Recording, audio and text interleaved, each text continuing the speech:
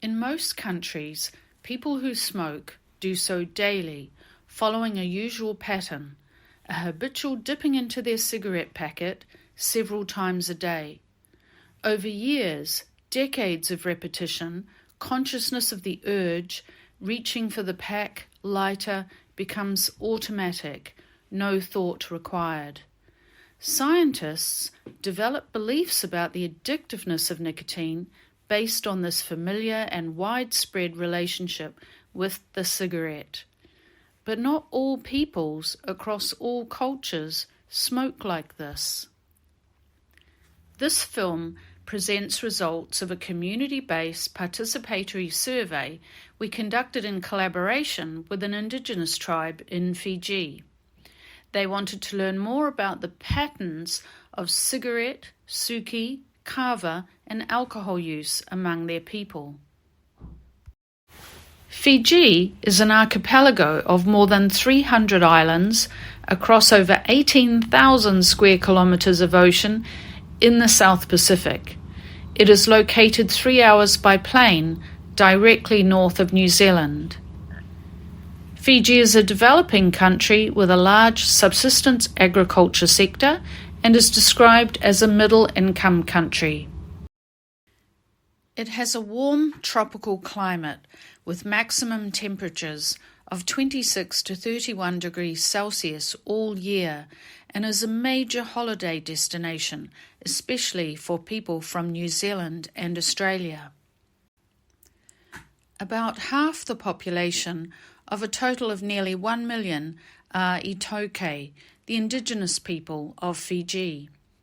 Indo-Fijian make up a large proportion of the remainder. Tobacco products available in Fiji include factory-made cigarettes and Fijian-grown suki, which was introduced to Fiji by indentured labourers from Tamil Nadu, India, in 1879 during the British colonisation of both countries.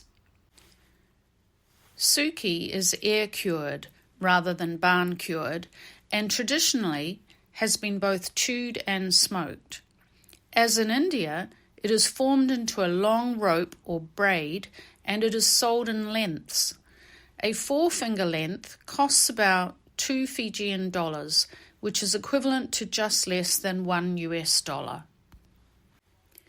Suki is smoked by peeling leaf or a section of leaf off the braid and rolling it up in pandana leaf, but sometimes newspaper is used. These are called roll-ups. Smoking prevalence is decreasing in Fiji, but smoking among men is still high. At the end of 2022, Fiji's report to the World Health Organization put prevalence for 15 to 49-year-olds at 40% for men. This included 4% who smoked suki. And among women, 12% smoked. Less than 1% of women smoked suki. 2011 statistics found iTaukei women smoked at a higher rate than Indo-Fijian women. Kava, a Polynesian word meaning bitter, is used to make one of the most common, sacred, and treasured drinks in Fiji. The importance of kava in Fiji cannot be underestimated. The drink is made from the roots of a 3-year-old plant. The roots are washed, dried, peeled, chopped, then ground into a fine powder. Thin cloth bags of the powder are soaked in warm water to make the drink. Participating in kava preparation, service, and consumption is an honoured traditional behaviour that recognises and enhances a person's status.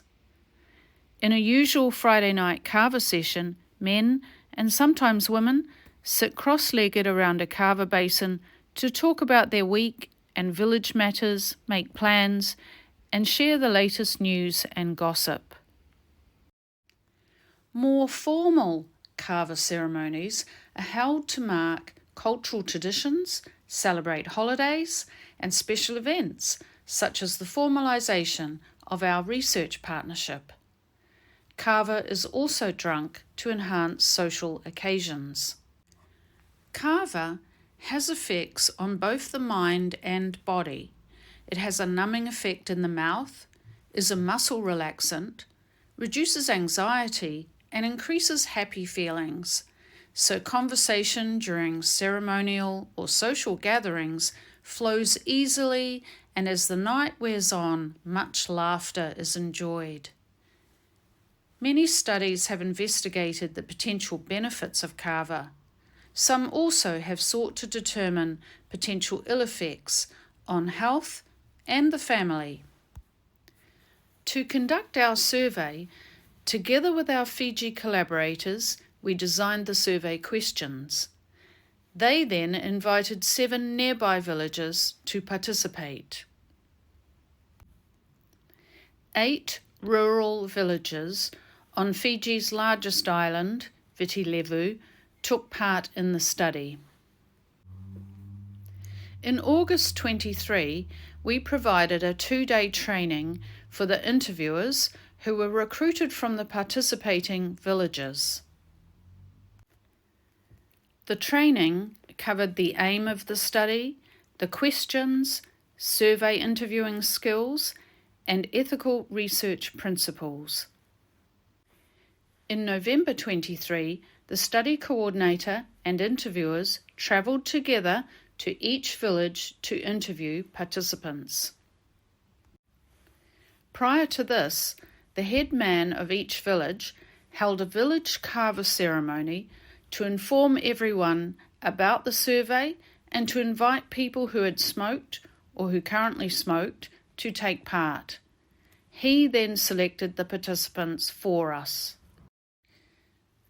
In February 24, I presented the preliminary results to the Fijian study team. Many of the interviewers were there, the village community health workers, and some of the head men. Their views were important for making sure the interpretation of the results were accurate. Researchers from outside a culture of the people recruited into studies often misrepresent Indigenous tribal life. They tend to judge what they're seeing by their own cultural beliefs, values, and rules. The results are based on interviews with 337 adults who had previously smoked or who currently smoked. The total population of the villages ranged from around 200 to 600.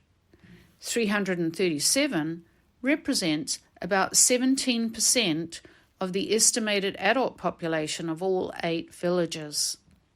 62% of the participants were men. To include more participants from among the age groups with higher smoking rates, based on national figures, a recruitment guide was used.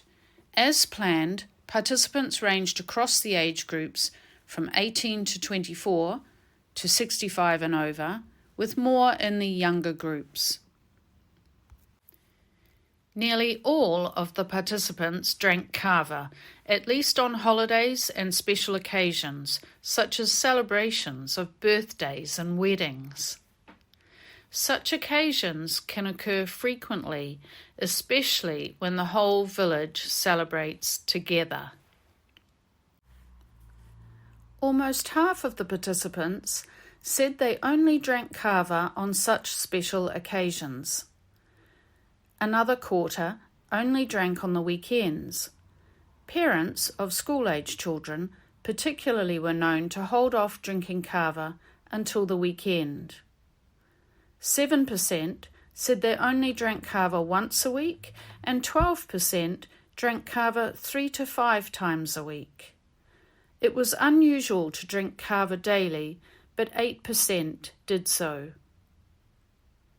The number of cups people usually drank when taking part in a kava session is important for understanding the relationship between kava and smoking. About half said they usually drank more than 10 cups. About a third said how much kava they drank depended on the occasion. 15%, 20% of women and almost 12% of men, drank between 1 to 10 cups. It is difficult to make statements about what these levels of consumption might mean in terms of the physical effects of kava. Coconut shell cups and how much kava is served per cup varies. Different cultivars of kava plants vary in the concentration of the psychoactive constituents. Each basin of kava can vary depending on how diluted with water it is, the drinking environment, whether it's a more ceremonial or recreational setting, whether the person has eaten first, and other individual factors. Traditionally, Fiji has consumed high amounts of kava on average per person, compared to other Pacific islands, second only to Vanuatu. A majority of the participants drank alcohol. Slightly more men, almost 90%, drank alcohol than women, almost 80%. Alcohol may be drunk in the same way as it's used in Western countries, but it also has a relationship with kava drinking. Alcohol is often drunk after a kava session. This is called washdown. Washdown helps to take away the taste of kava and offset the numbing effect. Sometimes alcohol may not be drunk until after 2 to 3 consecutive days of kava sessions. Around the world, it is common to hear that alcohol and smoking go hand in hand. In Fiji, smoking is deeply embedded in the culture of kava drinking. Over 90% of the participants smoked, cigarettes and or suki, and they smoked when taking part in kava sessions, and they smoked when they drank alcohol. Backing up the strong relationship between kava and smoking, drinking kava was the most frequently mentioned trigger to smoke. Stress or anxiety and drinking alcohol were the next highest triggers to smoke. As with kava, it was not easy to work out how much individual participants smoked. Only a quarter of participants smoked daily. Men were twice as likely to smoke daily compared to women. Participants who smoked daily reported smoking more cigarettes per day than people who didn't smoke every day or who only smoked occasionally. Participants who smoked non-daily or intermittently were more likely to smoke 1 to 5 cigarettes a day. Further complicating assessment of smoking consumption, over 90% said they shared their tobacco. This is not just sharing a packet of cigarettes around. The lit cigarette or roll-up is shared around. For example, one roll-up would typically be shared around 5 people. Almost 60% of participants smoked suki roll-ups. Men were more likely to smoke suki roll-ups than women. About 70% of men and almost 40% of women smoked roll-ups. But counting number of roll-ups smoked on a day when someone smokes also doesn't provide a clear picture of how much is smoked. Roll-ups vary in size, from very thin to as thick as a cigar. The size appeared to be related to how frequently participants smoked. Participants who smoked suki daily mostly smoked very thin roll-ups. Among participants who did not smoke roll-ups every day, just over half smoked very thin roll-ups. The rest smoked roll-ups that were half the size of a cigarette, as thick or thicker than a cigarette. Asking how much each person spent on tobacco similarly doesn't point to how much they smoke, because smokes are shared.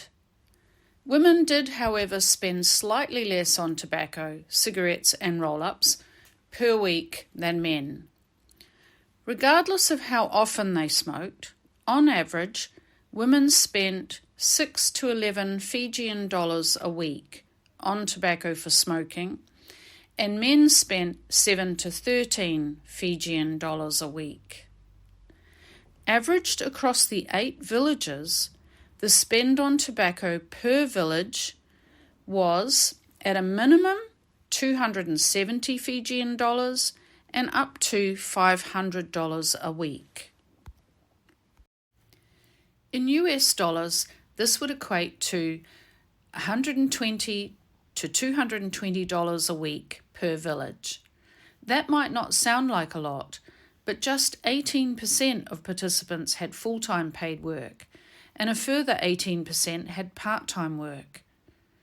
Employment is scarce, consisting mainly of jobs serving the tourist trade, such as working in the resorts dotted along the coast. The villagers rely heavily on their traditional subsistence lifestyle for food and wood for cooking fires. A small number of participants who took part in the survey had stopped smoking already. Of the people who smoked, over 70% had tried to stop smoking sometime in the past. 16% had not tried. Every village has a health centre, and whilst just over 40% had been advised to cut down or stop smoking by a doctor, there are no smoking cessation programs or aids, such as nicotine replacement products or vaping products, available to them. One strategy some people had used to cut down on smoking was to give up smoking for Lent. About a third of the participants were Catholics, and most of them observed Lent. 40% of them said they abstained from smoking on a Lent day.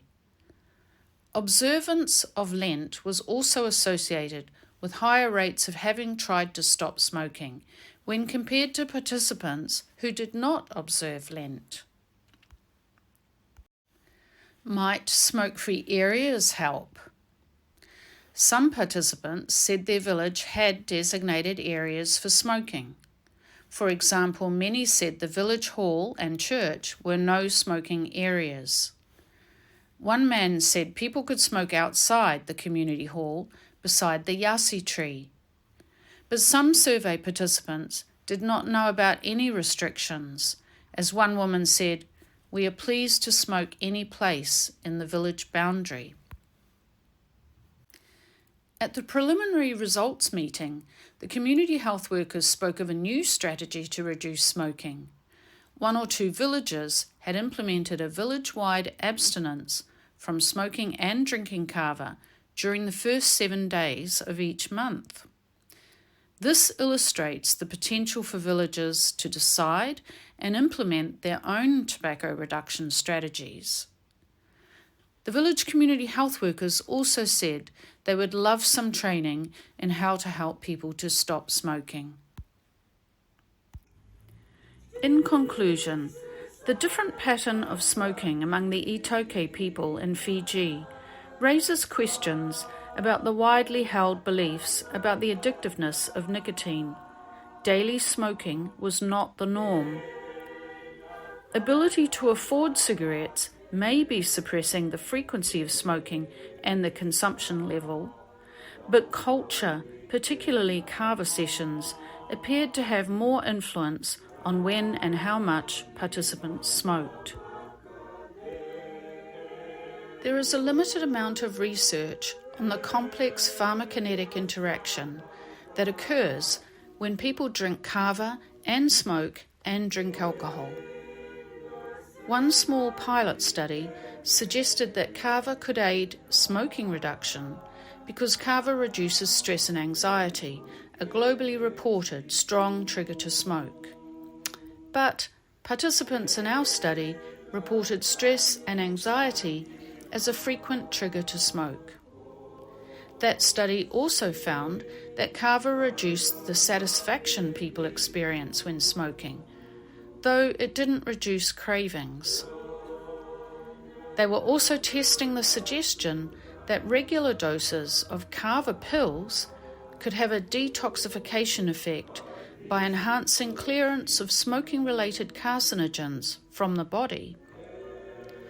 More research into this would be useful, especially given the extraordinary numbers of people who smoke globally, and that over 7 million people die each year from smoking-related diseases. Vinaka vakalevu ni sa mothe. Jesus are